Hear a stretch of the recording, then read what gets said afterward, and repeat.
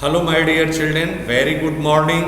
I R.R. Tripathi from LPM Public School, Gola Bazar, Gorakhpur. You're most welcome in class 11th accountancy. Now dear children, through this lecture, through this video, we have to learn the basic of accounting.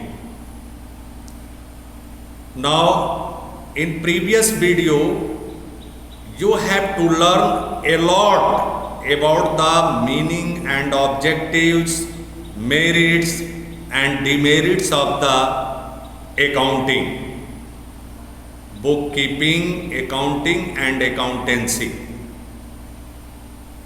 अगर आप इस video को देखते हैं और अच्छी तरह से ऑब्जर्व करके अपनी पुस्तक को पढ़ते हैं तो देखेंगे मैंने कोशिश किया है इस बुकिश लैंग्वेज को आपके लैंग्वेज में प्रत्यारोपित करके, उसका प्रत्यर्पण करके हम इस तरह से आपको समझाने की कोशिश करें कि आपको बुक पढ़ने में ऐसा लगे जैसे इसका थीम और प्लॉट आपके मस्तिष्क में चल रहा है। आप bilingual, English to English, Hindi also being used.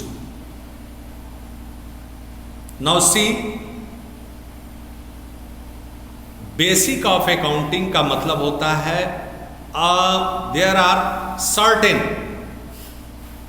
just you can say certain basic terms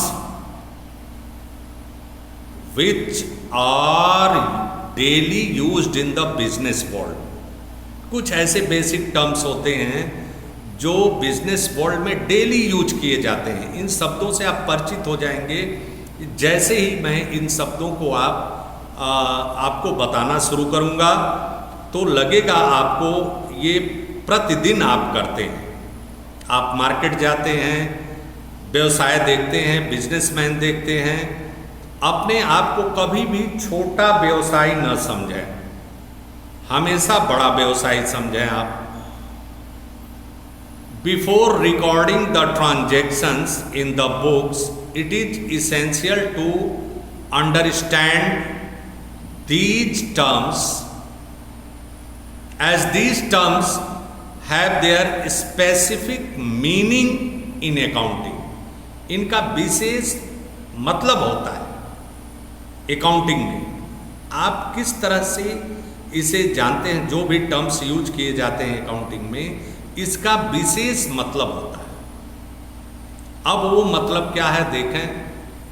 These basic terms are called accounting terminology. अगर जो कोई पूछता है what do you mean by accounting terminology, just you can tell this way, whatever the certain basics are used in accounting, specific containing specific meaning are called terminology of accounting. These are the terms of accounting. Whatever the terms used in and the terms of accounting, whether it can be asked also. तो terms क्या होते हैं? कुछ specific word होते हैं, certain accounting terms होते हैं जो daily, जैसे कैपिटल हुआ, ट्रांजैक्शन हुआ, इवेंट हुआ, ये सारी चीजें यूज की जाती हैं। अब आप देखें, पहला तो जो टर्मिनोलॉजी है, इसका टर्म्स है, वो बिजनेस ट्रांजैक्शंस है। Business transactions is an economic activity. Business transaction क्या होता है? It is an economic activity of the business that changes its financial position. जब बिजनेस ट्रांजैक्शन आप करते हैं तो आपका फाइनेंशियल पोजीशन चेंज हो जाता है। आपके जेब में पैसा है तो उसके बदले कोई वस्तु आपने परचेज किया तो वस्तु आपके पास आ जाती है और पैसा आपके पॉकेट से चला जाता है। तो देखते हैं क्या होता है। ये इकोनॉमिक जो फाइनेंशियल चेंज आ जाता है बिजनेस में। जैसे माल खरीदा आपने बेचने के लिए, तो आप उसके बदले कैश आपने पे किया, तो क्या हुआ, फाइनेंशियल पोजीशन चेंज हो गई। मतलब business transaction is an economic activity of the business. Business transaction, it is the economic activity of a business that changes its financial position, जो अपना फाइनेंशियल पोजीशन चेंज कर देता है। Whenever any business transaction takes place, जब कभी भी कोई business transaction स्थान लेता है, आप करते हैं, it result in a change in the values of some of the assets, liabilities और capital. Whatever the capital invested by the owner into the business, just the financial position of the business changes. तो जहाँ तक मैं समझता हूँ आप समझ गए होंगे कि ये जो आपका बिजनेस ट्रांजैक्शन होता है वो क्या होता है, लेन देन भाई, sacrificing the value of anything and receiving the value of such thing. That is called the business transaction. Now, the chief features of transactions are, इसका मेन फीचर क्या होता है, ये आप ध्यान देंगे। It involves economic activity. दो तरह के ट्रांजैक्शन होते हैं, एक एक्सटर्नल होता है, एक इंटरनल होता है। External transactions are those which involves economic activities between two independent business. जो दो इंडिपेंडेंट बिजनेस होते हैं, इसको हम बोलते हैं आपका एक्सटर्नल ट्रांजैक्शन। भाई दो बिजनेस के बीच ये ट्रांजैक्शन हो रहा है, कोई किसी से आप माल खरीद रहे हैं, उसके बदले में पैसा दे रहे हैं। जैसे सेल ऑफ गुड्स या परचेज ऑफ गुड्स, आप किसी और इंस्टीट्यूशन से परचेज कर रहे हैं और अपने इंस्टीट्यूशन से जब सेल करेंगे उसे, तो ये होता है आपका external activities, external transaction.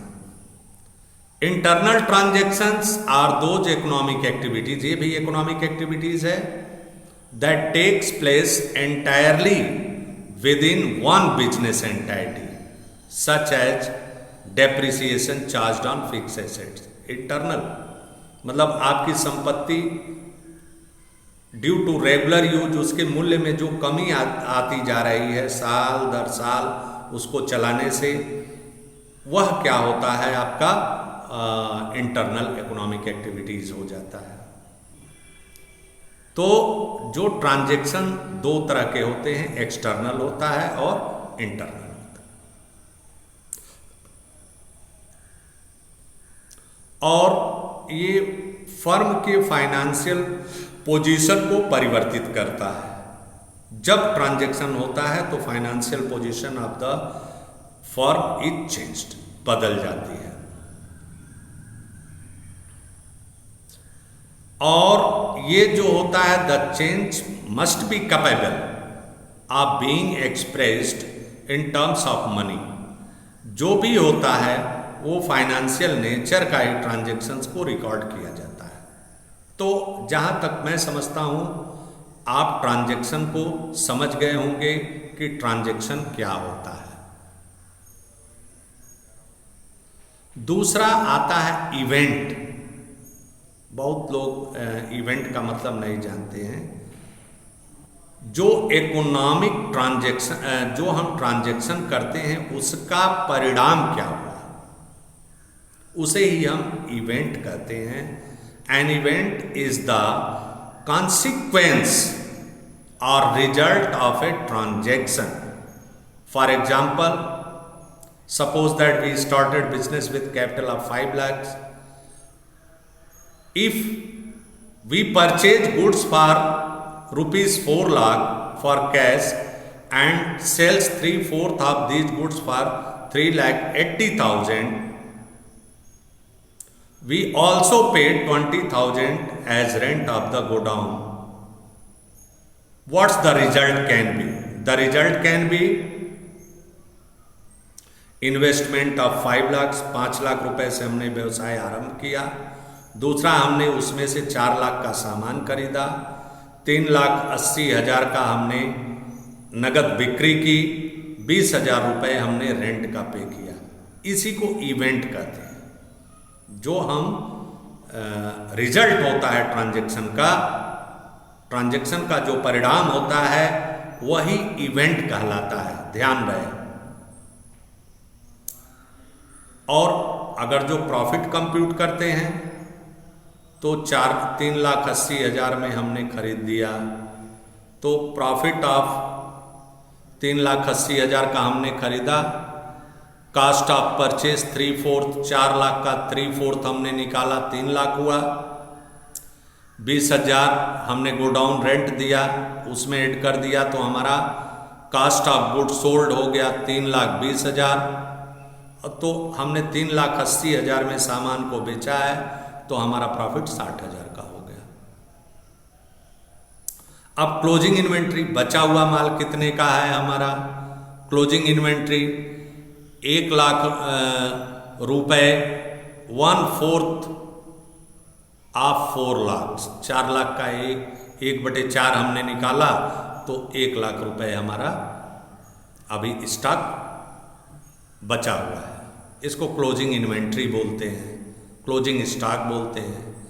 Cash balance हमारे पास क्या होगा? कैपिटल हमने लगाया था 5 लाख रुपए, उसमें सेल किया हमने 3,80,000 रुपए का,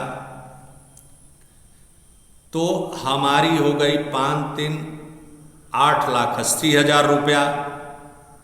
उसके बाद हमने कैश परचेज किया हुआ है 4 लाख का और गोडाउन रेंट 4,20,000।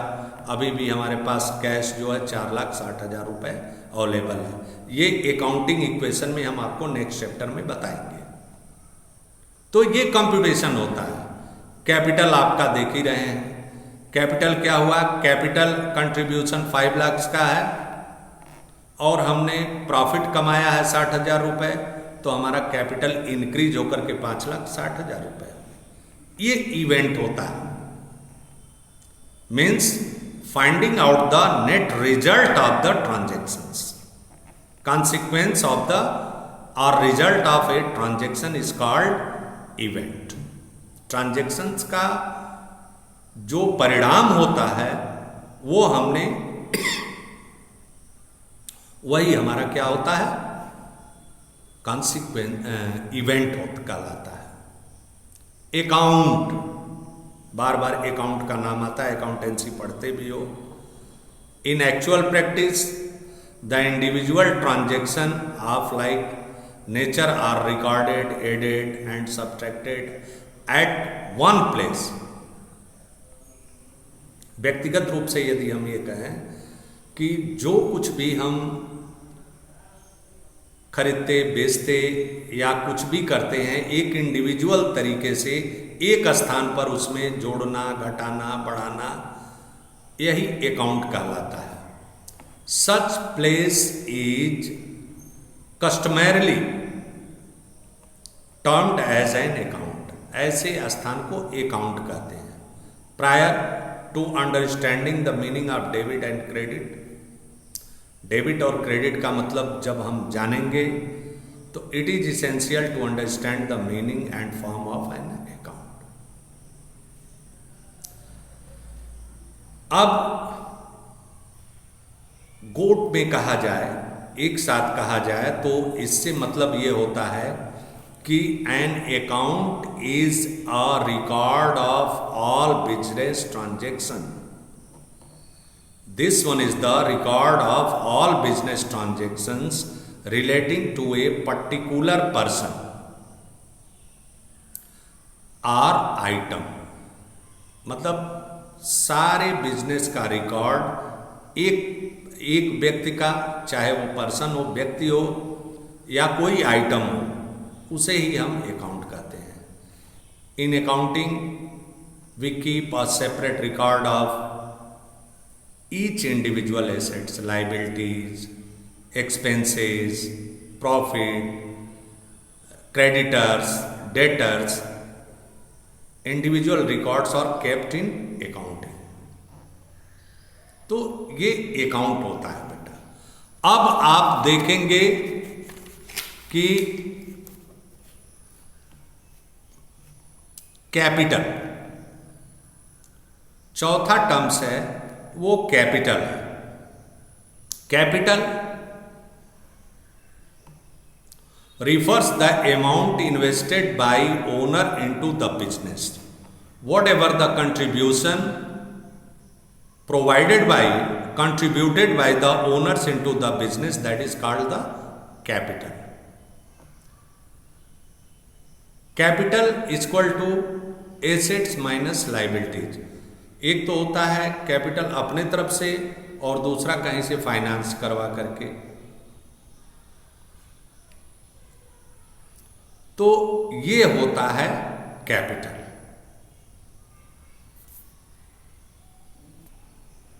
और ये कैपिटल किसी भी फॉर्म में हो सकती है, किसी भी फॉर्म में, मतलब गुड्स के रूप में, एसेट्स के रूप में, फर्नीचर के रूप में, कैश के रूप में, चाहे जिस तरह का इन्वेस्टमेंट हो, किसी तरह का कंट्रीब्यूशन हो, वो चीज होता है। अब आइए capital is equal to assets minus liabilities.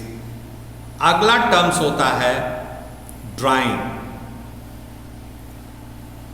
Any cash or goods withdrawn by the proprietor for personal use, that is called drawing. जो प्रोप्राइटर है, जो बिजनेस का ओनर है, यदि बिजनेस से अपने पर्सनल यूज के लिए, चाहे कैश हो, चाहे सामान हो, चाहे कोई भी चीज हो, उसे जब बिजनेस से विथड्रॉ करता है तो उसे हम ड्राइंग कहते हैं।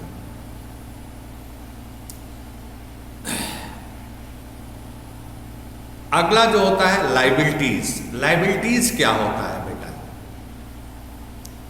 Liabilities refer to the amount which the firm owes to outsider,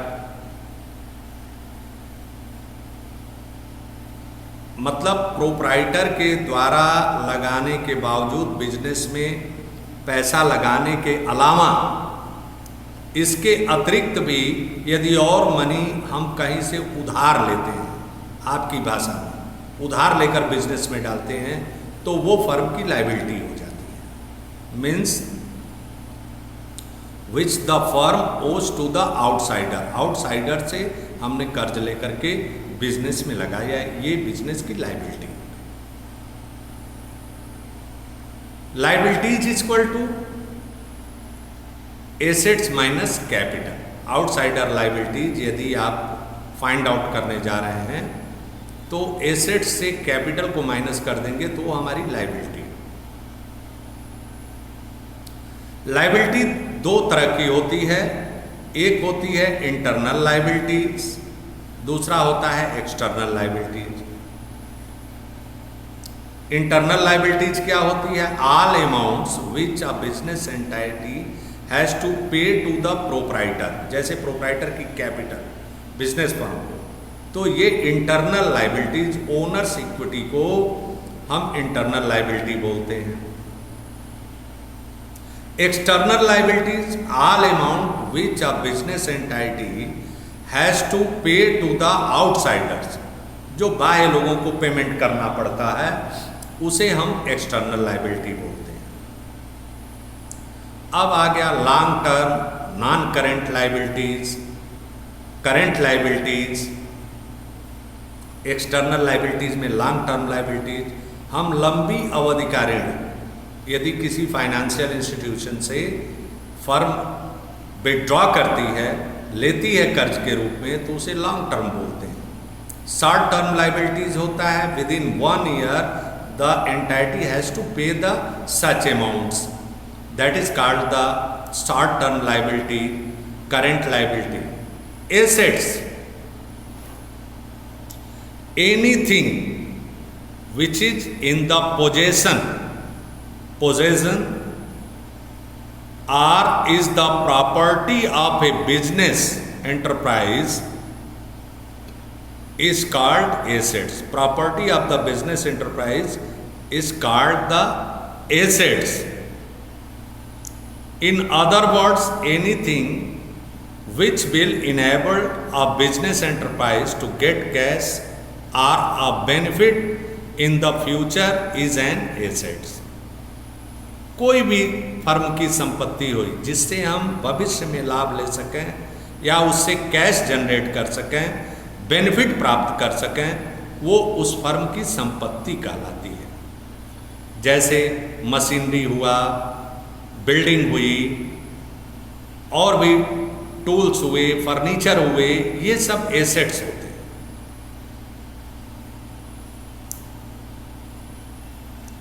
मतलब assets are future economic benefits the rights of which are owned or controlled by an organisation or individual.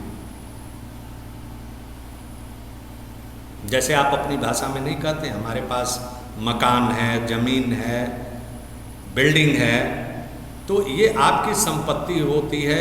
इसे आप एक बार इन्वेस्ट करने के बाद, acquisition करने के बाद, एक्वायर करने के बाद आप कई वर्षों तक जिसका लाभ कमाएं वो संपत्ति कहलाता है। तो आप एसेट्स का बाइफर्गेशन हम अगले वीडियो में बताएंगे। इतना ही आपके लिए है, ये टर्म्स, ये बेसिक्स आप पढ़ें और इस वीडियो के माध्यम से सीखने की कोशिश करें।